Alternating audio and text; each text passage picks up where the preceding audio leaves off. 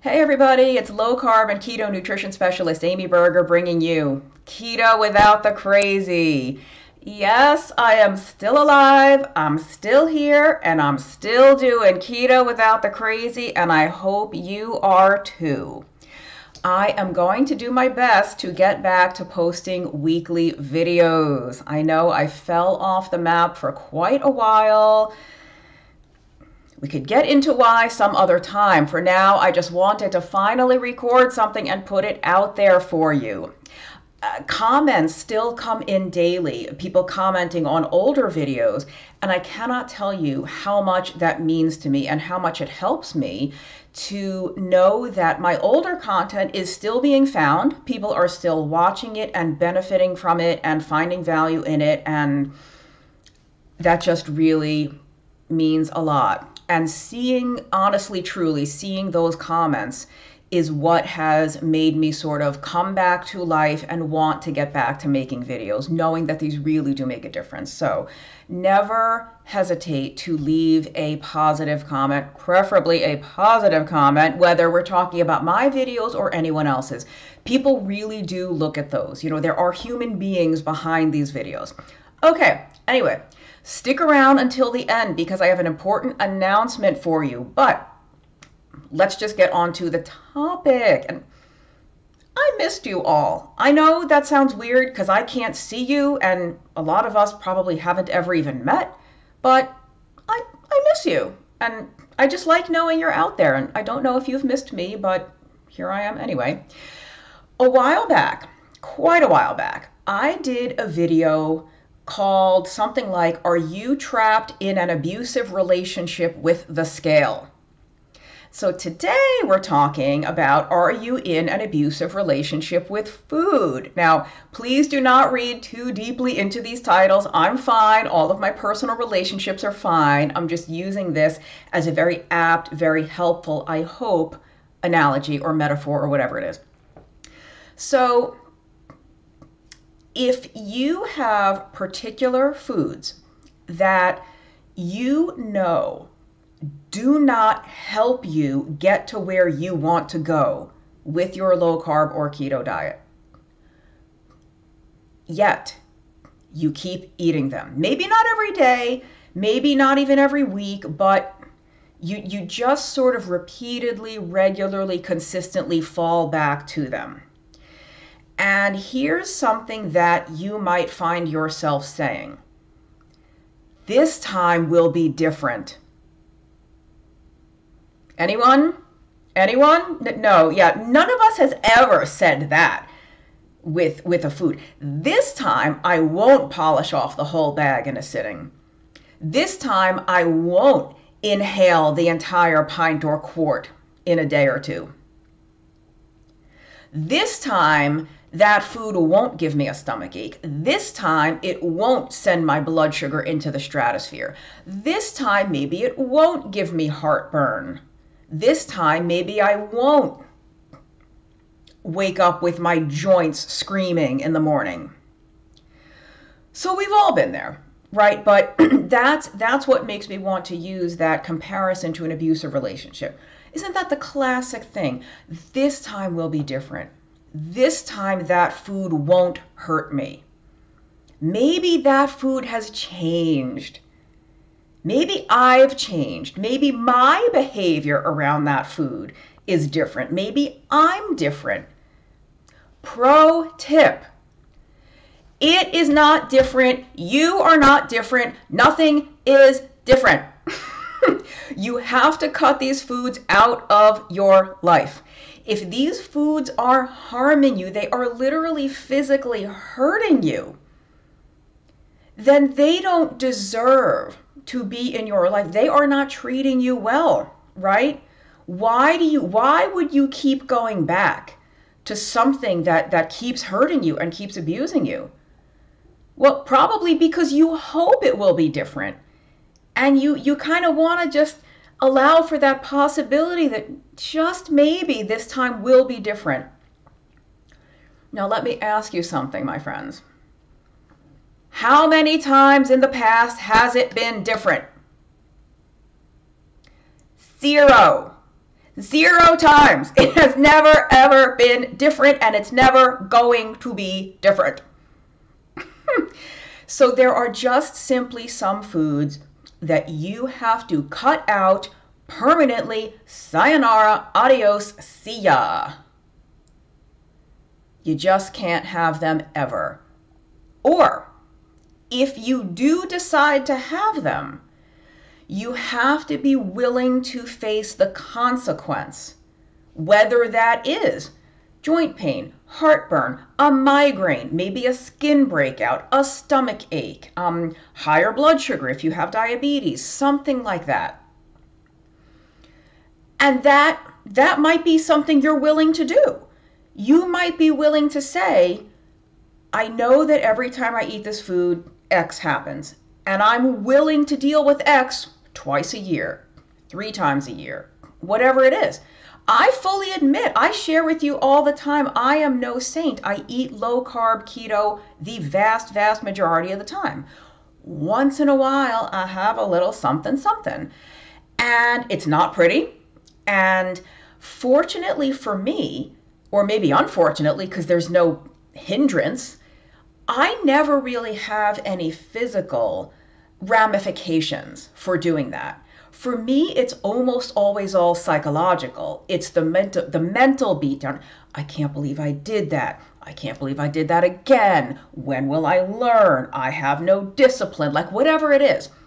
So, but even then, there may be some items that I have learned through multiple failed attempts at it being different, because it's never different, that if I am going to buy the item, I'm going to polish off the whole thing, whether it's a small one or a big old one. It's going to get eaten, probably in 1 or 2 sittings, depending on what it is, maybe 3 or 4 if I'm lucky, depending on what the item is.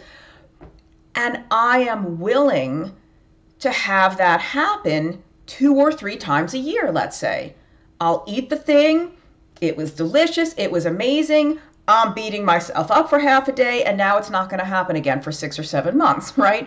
And I'm not encouraging you to do that. Believe me, do not mishear me. Don't misunderstand. I'm just saying that that's something that I do with certain foods.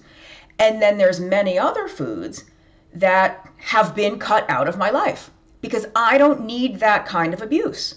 It's never different. It's not going to be different. And that food or those foods are not worth it to me to have whatever physical, mental, emotional ramifications that might ensue.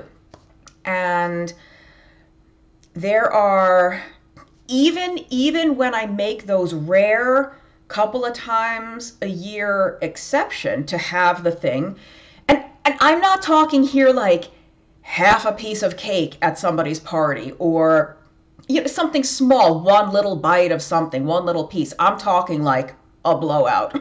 so that those little things happen more often, but they don't interfere with anything I'm trying to do. They don't send me on a 6-week bender of sugar and starch. They don't, most of the time, if I'm measuring ketones, they don't even interfere with ketosis, because I'm telling you, they're very small amounts and not very often. So, where was I? About the foods. Oh, right. So even when I do make the conscious choice to have one of those blowouts a couple times a year, even then, there are about 2 or 3 foods that I will never, ever, ever do that with, because my history with those foods, I will use the word full-blown addiction to those foods, was so out of control and so destructive to my mental state at the time that I cannot risk going back. There are certain foods that I can have and then it's just move right on. And these other foods, that is the hard line that I do not cross. So anyway, that's too much about me. You know if you have some of these foods, and you might choose to indulge a couple of times a year, a couple times a month, however frequently you can do that and still get the results you want whether that's weight loss or reversing your PCOS or reversing your type 2 diabetes or getting rid of your non-alcoholic fatty liver, all of these things. It's your choice. Nobody can tell you what to eat or what not to eat. You get to decide how you're going to navigate this. But please understand that there are very likely foods, and again, you know what they are if you have them, that you are simply best off eliminating entirely from your life. They abuse you, they hurt you, every single time is the same. It's never different. And the fact is, if you know that that's what these foods do to you, then every time you eat them, every time you even get them at the store and put them into your cart or your basket or whatever, you are volunteering to be abused. Yes, sugary, starchy item, please slap me in the face. Yes, sugary, starchy item, please kick me to the ground. Please give me black and blues and bruises all over. So we know what's coming. We know the beating that's coming. And every time we go back to those foods, we are volunteering for it. We are signing up for it. Yes, food, please hurt me. Yes, food, please abuse me. Don't you deserve better? Don't you deserve to eat food that does not do that to you? Don't you deserve to eat food that makes you feel good, that improves your health rather than makes it worse? And I'll tell you what, if you don't think you're worth it, that's okay. What if I think you're worth it? What if Amy Berger thinks you're worth it? Now, maybe Amy Berger's opinion isn't worth crap, so that's fine, but somebody out there loves you. Somebody out there thinks you're worth it. Maybe it's your dog. Maybe it's your cat or your hamster or your gerbil or your 4th grade teacher. I don't care. Think of somebody or something, it could be a fur creature, that would think you're worth it. I have a new mentor. He doesn't know he's my mentor. I just love his stuff, so I consider him my mentor from afar. And he says something like, you don't have to believe in yourself. If you don't believe in yourself just yet, keep sticking with me. I believe in you. I'll keep working on you. So I'm going to sort of steal that from him. If you don't think you're worth eating only food that supports you and helps you and nourishes you and makes you feel good and makes you feel well, then borrow my belief. I believe you deserve to eat only food that helps you and stay far away from the food that harms you. Okay, that is enough of that. Oh, one more thing. I also did a video quite a while ago. I'll put both of these in the notes below. I did a video a long time ago on having the food funeral. And it was kind of about this. I don't think I used the abuse metaphor because it was so long ago. I don't know. But it was about saying goodbye permanently to certain foods. You have to mourn them and move on. And it's okay to mourn them. You may need to go through a grieving process. If you're giving something up that has been a favorite, a beloved, a source of comfort, even though it's not real comfort, you just think it is in the moment. It's a whole other video topic. If you need to say goodbye to those things, you do need to grieve. You do need to go through that process, and that's fine.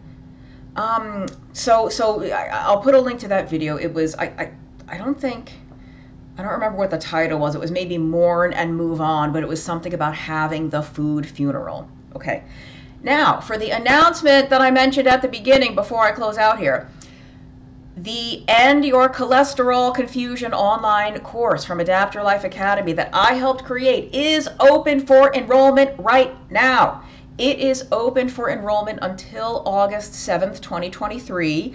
And if you're watching this after that, sign up for the wait list anyway, because the course will be offered again in the future. And if you sign up for the wait list, you will be notified as soon as it's open. So if you do not know how to make sense of cholesterol, HDL, LDL, triglycerides, what really causes heart attacks? How come 50% of people who have heart attacks have normal cholesterol? If high cholesterol causes heart attacks, what are those people having heart attacks for when they have normal cholesterol? What if keto makes your LDL go up? What if your doctor is shoving a statin down your throat, even though they can't really, they're metaphorically shoving it down your throat? What can you do? How can you learn about cholesterol and cardiovascular disease, whether or not you follow a low-carb diet? This is not a keto course, it's a cholesterol course. You will learn everything you need to know in plain English. And I know because I helped to create the course, like I said. So it's open now until August 7th. The course itself is self-paced. Once you buy the course, you get immediate access to everything. It's all video-based. It's all online, so you can do it from anywhere in the world. You can do it from any time zone. All of the video lessons are pre-recorded, and you watch them at your own pace. But there are 3 live sessions with Dr. Westman that he will review the course material, and there'll be live question and answer. Do not wait until the next round of the course. If you have any interest in learning about this type of thing, get in the course now, because this is the last time This is the last time there are going to be live sessions with Dr. Westman. I think in the future they're still going to have some Q&A, but it's going to be pre-recorded. This is the last time you will actually be able to ask in real time. So, and like I said, you can do this from anywhere in the world. So if you can't watch the live sessions, don't worry, they are all recorded, and you will receive a link by email the very next day to watch the replay. So you can watch the replay at your leisure anytime you choose. So you never will actually miss any of the content, even if you can't watch live. But I want to emphasize again, the live sessions are like extra for course review and Q&A. The actual course is totally self-paced, and you can get all the access to it that you need. All right, I think that's all I needed to say. Yeah, like I said, the course is available for sale only until August 7th, but that doesn't mean you have to finish the course by the 7th. You just have to buy it by the 7th, and then you go through it as quickly or as slowly as you like. All right. Good to see you all after so long, even though I'm not actually seeing you. But I will see you again soon. I really will try to get back to doing these at least once a week. So thank you for watching, and I'll see you next time.